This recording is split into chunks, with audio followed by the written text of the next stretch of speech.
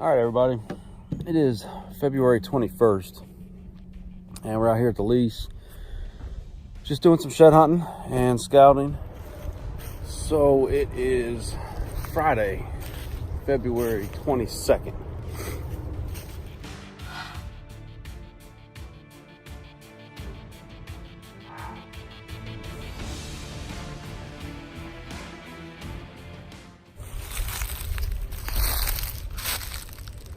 All right, everybody. It is Monday, February 25th, and I did not get out yesterday. Heck, I didn't get out all weekend because Saturday we hit up Lumberjack Lodge, had a phenomenal time, and then yesterday, man, that wind was just howling. I mean, it was burning through here 30 and 50 miles an hour. So I elected not just to stay out of the woods. I figured the deer were definitely going to be bedded down a lot all day, so I didn't want to bump a lot of deer out. So getting after it today, went into work really early, got there about 6, got a lot of work done, and now I'm going to get down here in some of these bedding areas that I found and I haven't been to about 4 weeks. I'm going to go check those. And we're just going to see if we can't get our hands on some of these antlers. Now, you know, I'm on private land. And I know a lot of the guys are like, man, if you're on private land, why don't you just wait until March, into March, maybe even April, before you get out there and start shed hunting? So you don't take risks bumping into these deer so that they drop their antlers on neighbor's property. And I agree with that.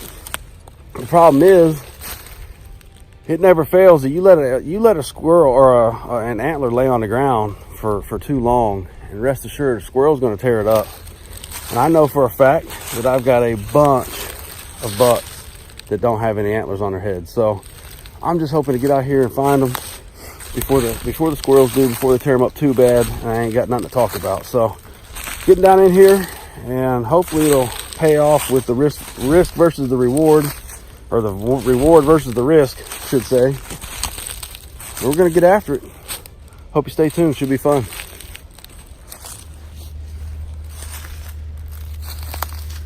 All right, so as you can see here on onX, I'm just grid searching, and I'm just walking as straight of a line as I can, about every 15 to 30 yards, and just cutting this hill up and down, trying to ensure I'm covering all aspects of this area, because there's no rhyme or reason where a buck's going to shed. I mean, I like to obviously find the fresher signs, stay on the heavy trails, get in the bedding, but that buck might just get up and randomly go over here to find some acorns or something, or pick around and browse. And next thing you know, a shed falls off. So just working, and I really love the onX because that helps me keep track of every shed hunt I go on, exactly where I've been, where I've scouted, you know, to mark on there where I found sign, so on and so forth. So it just makes it a lot more proficient. And at the end of the season, I know I will have combed everywhere that I have access to try to find these shed antlers. So if you haven't got the onX already, man, get on there and check it out. It's onX Hunt app. There's a lot of things you can do with it, but tracking your trails, one of my favorite, especially during hunting season. I mean, you get a deer down and you have to track that thing. There's nothing better than to be able to track or you know, leave those breadcrumbs for exactly where you've been. One, you're not getting lost. Two, if you can't recover it that evening, you can always come back the next day and get right back on the exact same trail right where you were at. You don't have to spend 2 or 3 hours just trying to get back to where you were at already. So onX, check them out.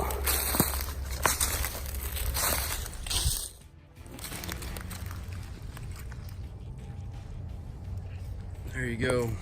Fresh sign, heavy trail, and a fence. So obviously down fence, I don't have to do much to get over it, but those deer are still jumping. So I just want to get in areas like this and really pay attention to the ground where they're jumping over. That impact from them jumping Might be just enough to knock that antler off. Keep hanging in there. I feel like we're getting close today.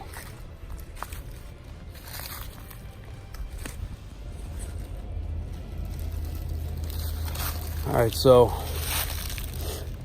multiple trails coming down, converging into one crossing. And then right off the side of that trail is all of this briar thicket. Look, I don't want to go in there. I mean, that's going to be a lot of work. It's going to hurt. Rest assured it's going to hurt. But guess what? That's where those bucks live. They live in this thick, nasty, dense cover.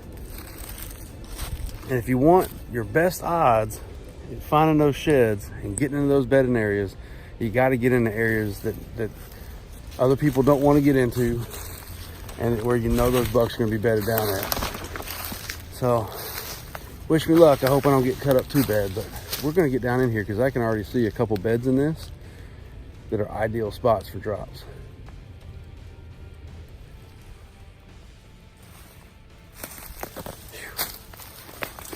So, ladies and gentlemen, I mean, I'm in the thick of it. Already caught a couple to the face, but I found 3 really heavily used beds right in here. No sheds, but definitely gonna mark this on the onX map. So let's jump over to see Uncle Eddie. I know he's out shed hunting too. See if he's having any luck. Look here, I just see one right here.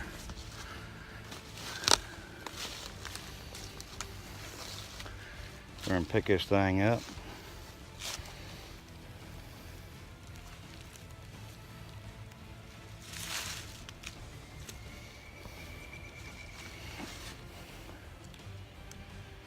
Not a bad little 5-side. I'll do a little more walking around here and see if I can find a match, or, you know, just be lucky enough to find another one. So I'll get back at you later. Well, there you have it. I tell you, man, Eddie finds them like no other. I think he just talks to them and tells them where to come and stash them, so he knows where they're at. But he definitely knows how to find some sheds, and I keep learning from him. So I'm gonna keep doing what he told me to do and just keep grid searching up and down this hillside.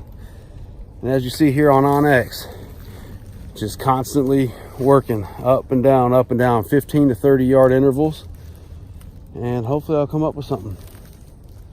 Right now, I'm just gonna work on getting out of this briar thicket. Stay tuned.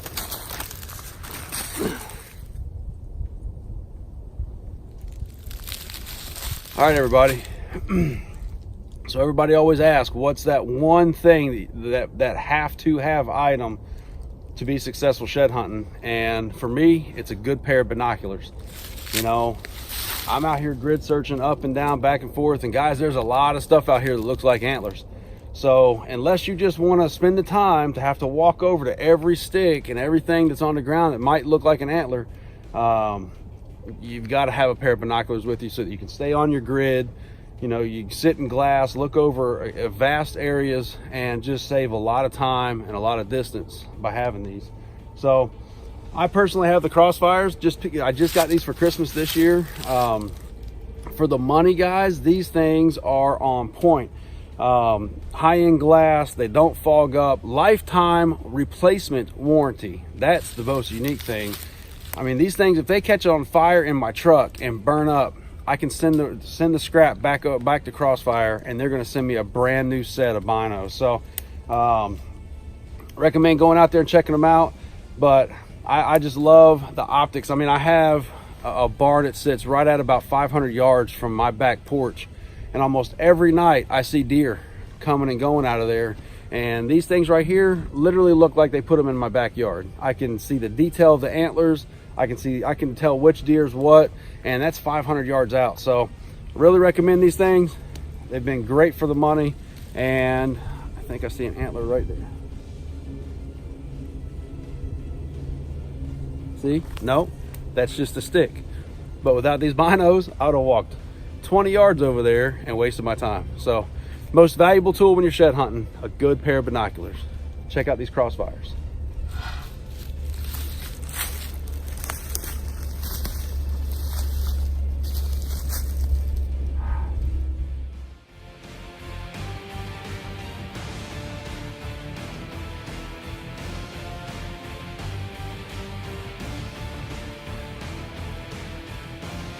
It's important to have binoculars because that is hard to find without them.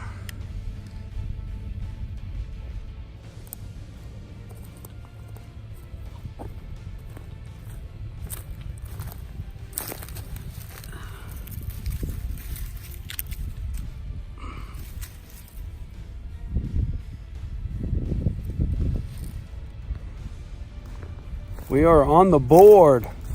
One for the day. And that is number 5 for the season. So that's another one from last year. You can see where it's chewed on. Tips are chewed off. But nonetheless, it's a good find.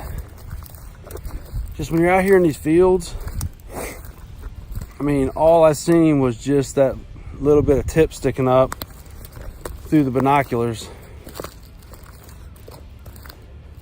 So you just got to really pay attention, because I mean, that looked just like a lot of this other, you know, stuff that's growing up, stalks and whatnot.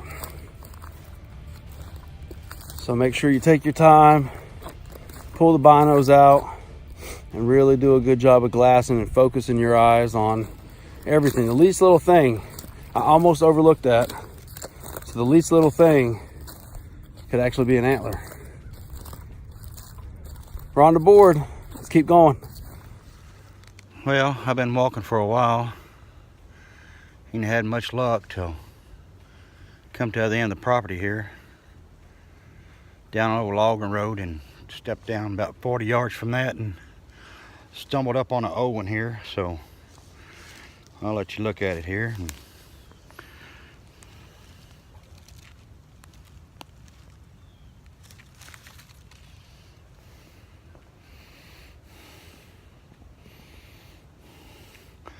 Done been chewed on. That's a last year shed, so didn't have no luck finding that match to that 5 side earlier, so guess I just keep going on here and see what else I can find. So get back at you.